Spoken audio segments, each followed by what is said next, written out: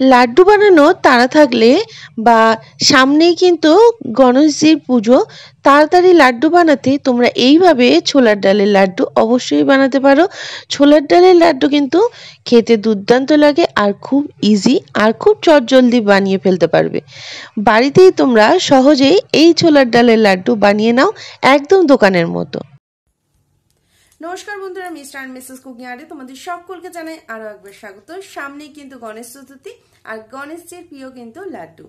তো আজকের যে রেসিপিটা সেটা একদম লাড্ডু, খুব সহজেই তোমরা চটজলদি বানিয়ে নিতে পারবে কোনো রকম ঝামেলা ছাড়াই। তো চলো দেখে নেওয়া যাক আজকের এই দুর্দান্ত স্বাদের লাড্ডুর রেসিপিটা। আর অবশ্যই যারা নতুন বন্ধু হয়েছে এখনো পর্যন্ত আমার চ্যানেলটাকে সাবস্ক্রাইব করনি, তাড়াতাড়ি করে সাবস্ক্রাইব করে নাও, পাশে থাকা বেল আইকনটা ক্লিক করতে একদম ভুলো না। আর অবশ্যই আমাদের চ্যানেলের রেসিপিগুলো কেমন লাগছে কমেন্টের মাধ্যমে জানাতে একদমই ভুলো না। আর যদি ভালো লেগে থাকে তাহলে একটা লাইক করে দিও। চলো দেখে নেওয়া যাক আজকের এই চানা ডালের লাড্ডু রেসিপিটার জন্য এখানে আমরা ছোলার ডাল বা চানা ডাল ব্যবহার করেছি। ছোলার ডালটাকে ব্যবহার করার পরে ছোলার ডালটা ভালো করে ধুয়ে নিয়ে তারপরে আমরা কিন্তু এটা সারা রাত্রি ভিজিয়ে রাখবো।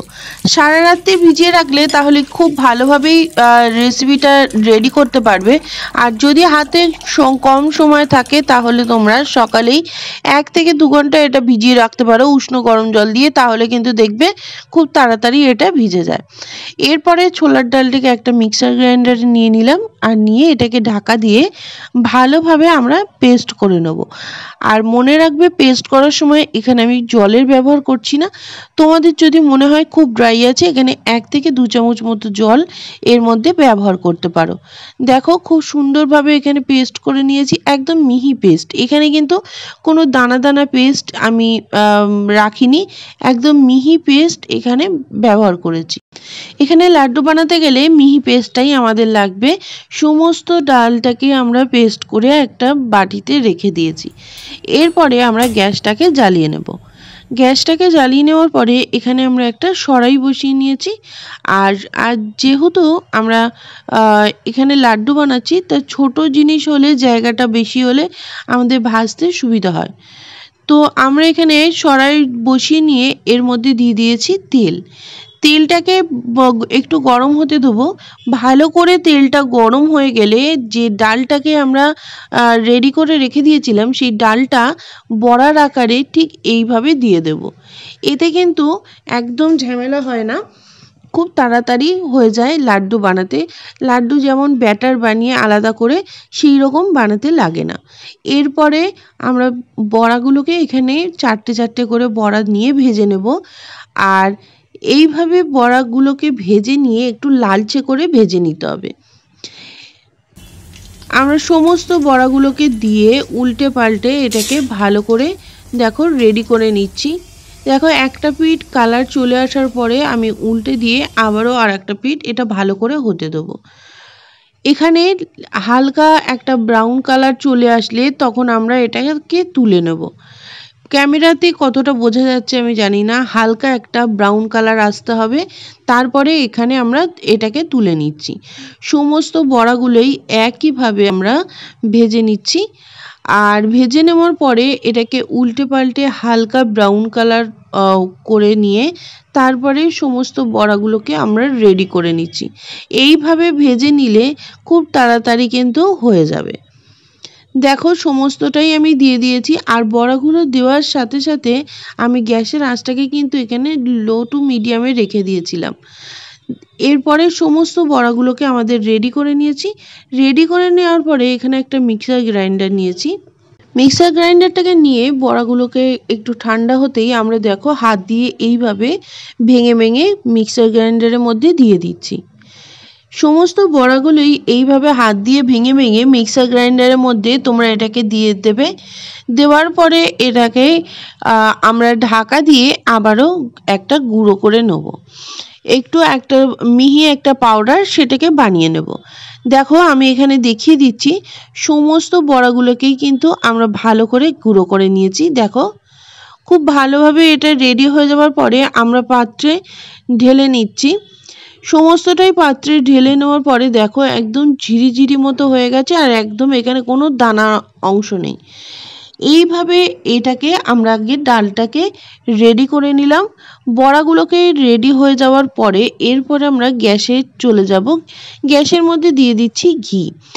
এই লাড্ডু বানাতে অবশ্যই ঘি এখানে ব্যবহার করতে হবে, কারণ লাড্ডু ঘিয়েতেই ভালো লাগে, যেহেতু মিষ্টির রেসিপি। আমরা ঘিটাকে দেওয়ার পরে ঘিটাকে একটু গরম করতে দিলাম। গরম হয়ে গেলে এর মধ্যে দিয়ে দিচ্ছি যে বড়াগুলোকে আমরা রেডি করে রেখে দিয়েছিলাম সেই বড়াগুলো। ঘিয়ের মধ্যে দিয়ে এটাকে ভালো করে আমরা নাড়তে থাকবো। 3 থেকে 4 মিনিট এটা খুব ভালো করে নাড়তে হবে। ঠিক কালারটা যখন এই রকম চলে আসবে, খুব সুন্দর একটা শাইনি একটা কালার চলে আসবে দেখবে, তখনই আমরা এই সমস্ত যে লাড্ডুর যে ডালগুলোকে আমরা কিন্তু নামিয়ে নিচ্ছি। দেখো, চানা ডালগুলোকে এইভাবে নামিয়ে নিচ্ছি। সমস্ত ডালগুলোকে নামিয়ে নিয়ে রেডি করার পরে এরপরে আবারও চলে যাব আমরা কড়াইতে।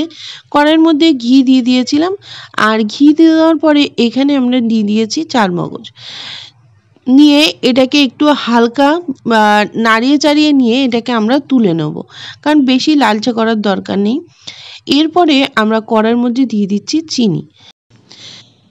কড়াইয়ের মধ্যে চিনিটাকে দিয়ে আমরা আঁচটাকে এইভাবে একটু মিডিয়ামে রেখে ভালো করে চিনিটাকে গলতে দেবো। চিনিটাকে একটু ক্যারামেল হতে দেবো, তাহলে কালারটা খুব সুন্দর আসবে। ঠিক এইভাবে আমরা চিনিটাকে একদম খুব সুন্দরভাবে গলিয়ে নিয়েছি, দেখতেই পাচ্ছ।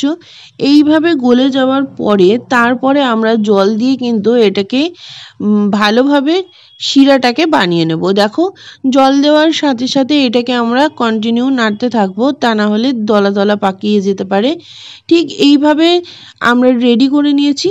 আর দেখো, শিরাটা কিন্তু হতে হবে একটু চটচটে, মানে একদম চিটচিটে মতো একটু শিরা হলে তাহলেই কিন্তু এই লাড্ডুতে খুব সুন্দর একটা আসবে, মানে একতারলা ঠিক এই রকম ধরনের চিটচিটে একটা শিরা লাগবে। এখানে আমি শিরার মধ্যে দিয়ে দিচ্ছি এলাচের পাউডার। এখানে এলাচটাকে আমি গুঁড়ো করে রেখে দিয়েছিলাম, সেই পাউডারটাকে এখানে ব্যবহার করলাম। আর দিয়ে দিচ্ছি একটু ফুড কালার। তোমরা না চাইলে ফুড কালার নাও দিতে পারো। এখানে আমি একটু ফুড কালারটা দিলাম, যাতে লাড্ডুগুলো দেখতে খুব সুন্দর লাগে। সমস্তটা দেওয়ার পরে এটাকে মিশিয়ে দিচ্ছি। দেখো, খুব সুন্দরভাবে মিশিয়ে দেওয়ার পরে এটাকে আমরা চেক করে নিলাম। একটু একতারলা যখন চিটচিটে মতো হয়ে যাবে, তখন এখানে আমরা সমস্ত এই বড়ার গুলোকে, যে ছোলার ডালের যে বড়াগুলোকে গুঁড়ো করে রেখে দিয়েছিলাম সেটাকে দিয়ে দেবো। দিয়ে দেওয়ার পরে এটাকে খুব ভালো করে নাড়িয়ে চাড়িয়ে এই শিরার সাথে খুব ভালো করে মিশিয়ে দেবো। দেখো, খুব সুন্দর একটা কালার চলে আসছে, আর কতটা শাইনিও হয়েছে।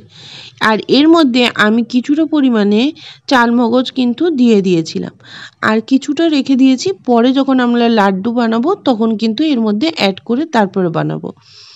এরপরে এটাকে খুব ভালো করে নাড়িয়ে চাড়িয়ে দিচ্ছি। দেখো, একদম রেডি হয়ে গেছে এটা আমাদের। এটাকে আমরা একটা পাত্রের মধ্যে নামিয়ে নিচ্ছি। সম্পূর্ণটা একটা পাত্রের মধ্যে নামিয়ে নিচ্ছি। আর একটা পাত্রের মধ্যে নামিয়ে নেওয়ার পরে এটাকে আমরা লাড্ডুর আকারে গড়ে নেব। এই লাড্ডুগুলো বানানোর সময় লাড্ডুটা এখানে যে আমরা বানাচ্ছি সেটা কিন্তু বেশি গরম নেই, হালকা গরম অবস্থাতেই আমরা সমস্ত লাড্ডুগুলোকে বানিয়ে নিয়েছি। তাহলে ঝটপট এই রকম ছোলার ডাল দিয়ে সামনেই কিন্তু গণেশজির পুজো, তোমরা কিন্তু চটজলদি বানিয়ে নিতে পারো, আর খুব সহজেই হয়ে যায়। তাহলে রেডি হয়ে গেছে দুর্দান্ত সাথে চানা ডাল বা ছোলার ডালে এইরকম খুব চটজলদি হয়ে যাবে এইরকম একটা লাড্ডুর রেসিপি। অবশ্যই বাড়িতে একবার ট্রাই করো, আর রেসিপিটা ভালো লাগলে শেয়ার করে দিও, কারণ এই ধরনের রেসিপি আরও সুন্দর সুন্দর রেসিপি যাতে তোমাদের ফ্রেন্ড অ্যান্ড ফ্যামিলির সাথে শেয়ার করো, তারাও যাতে চটজলদি বানিয়ে নিতে পারে। আর চলো, আজকের মতো রেসিপি এই পর্যন্তই। আবারও দেখা হচ্ছে পরবর্তী কোনো ভিডিওতে। ততক্ষণে তোমরা ভালো থেকো, সুস্থ থেকো। দেখা হচ্ছে আবারও কোনো নতুন ভিডিওতে।